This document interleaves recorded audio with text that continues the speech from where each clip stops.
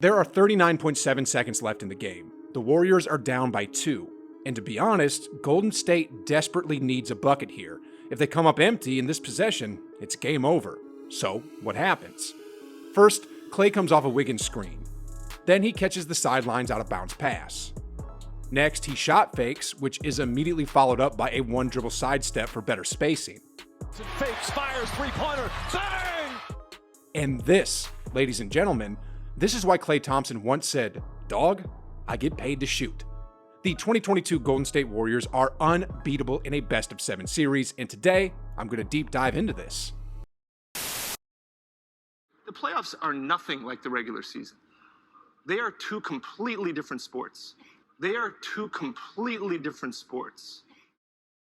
The man is right. The NBA playoffs, when compared with the regular season, is like night and day. Every possession is critical, every game changes the narrative, and if you're still playing checkers by this time of year, you'll get swept by a team that's playing chess.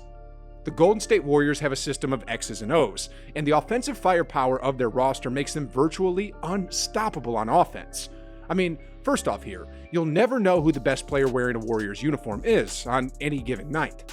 Steph Curry, the only unanimous MVP in NBA history, is the obvious choice, but his disciple in Jordan Poole is absolutely electrifying.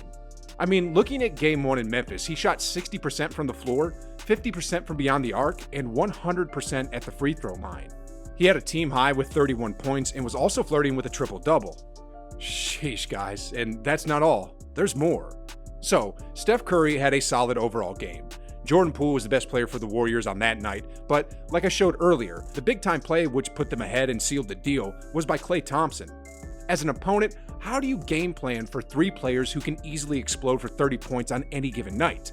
How do you game plan for 3 players who only need a tiny bit of daylight before they're raising up for a shot? And the insane thing is, once you have a game plan for these 3 players and you think you have them figured out, things like this start to happen. But he's got to take it personal if they're going to defend him with a smaller perimeter guy. Oh, Gary Payton! Defend him with a smaller perimeter guy. Oh, Defend them with a smaller perimeter guy. I would normally say sheesh, but I think this one deserves a holy pardon my language, but anyway, in every other team, the offense stops when their key players sit out. I mean, Brooklyn is the obvious example. When KD and Kyrie were out of the lineup, their offense dries up. When Giannis is on the bench, you can breathe just a little bit easier. When CP3 is resting, you feel better. But the Warriors have so much firepower that even when their 2 Hall of Fame sharpshooters are sitting on the bench, you still can't rest because Jordan Poole can have a pool party all by himself. Lee getting some time with the foul trouble. Poole connects. And stolen by Draymond Green. Poole, long three-pointer. Oh my goodness, guys. I love everything about this kid. He used to have only flashes of greatness inside of him, but somewhere within the last few months, he's been able to consistently be great. Then having him alongside Steph, Klay, Draymond, and Wiggins is perhaps one of the greatest, if not the greatest, free-flowing offenses the NBA has ever seen. I mean, check this out right here. Here's Wiggins with the ball in transition. He has Curry running hard up the floor, and he has both Poole and Klay trailing the play. He throws the pass to Curry, who then throws a touch pass to Poole, who then throws a touch pass back to Curry, and the rest is what I like to call splash splash butter, baby. This wasn't a design play out of a timeout or anything. This is just what happens when you mix talent and system together. Anyway, here's another one. Here's Curry with the ball up top. Draymond is about to set the pick. Then both defenders stick with Curry, so he kicks it out to the open man. The defender rotates over to block the lane, but when he does that, Kuminga gets free, and that's something that you never want to hear as an opposing team's coach because Gordon almost single-handedly keeping them in flow. Gordon almost single-handedly keeping them in flow. Yeah, a free Kuminga usually leads to a dunk. Anyway, I'm going to pivot here just a bit from one side of the court to the other. In addition to deadly free-flowing offense, another aspect that makes the Warriors so unbeatable is the fact that their defense is almost just about as lethal as their offense.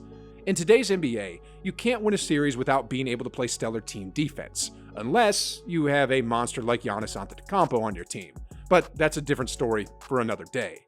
The Warriors have been to 5 straight finals, so they have the experience of understanding how to guard teams in playoff situations. It's no longer about just individual defense, it's about team defense and understanding how teams are going to attack. Take the last possession in Game 1, for example. Here's Morant being guarded by the young glove. Morant runs downhill and catches the ball with just under 3 seconds left to go in the game.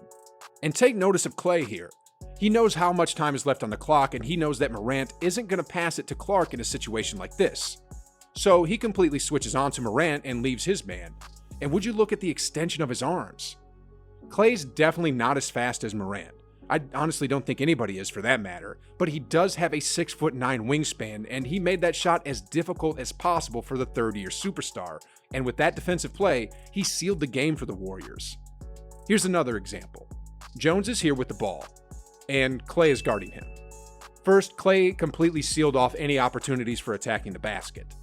Jones then passes it out to Melton, who immediately gets swarmed by both Klay and Payton.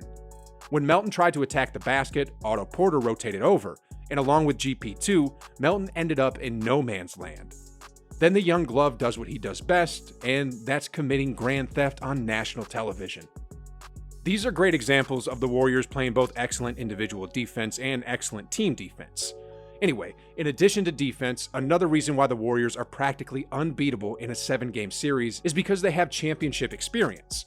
A clear example of this is their ability to stay poised even when the odds are stacked against them. I mean, in that first game against Memphis, both Steph and Klay were in early foul trouble. Then in the second quarter, Draymond Green got ejected. The truth is, the Warriors had every reason in the world to lose focus and get distracted, but instead, they stayed the course, kept on playing their brand of basketball, and they ended up stealing Game 1 in Memphis. Actually, a few years ago, the late great Kobe Bryant said it best when he spoke about the leader of the Warriors, Steph Curry. I see a calmness about him. I think that's something a lot of players don't understand. The fans, it's really hard for the fans to understand what I'm saying. Most players don't get it.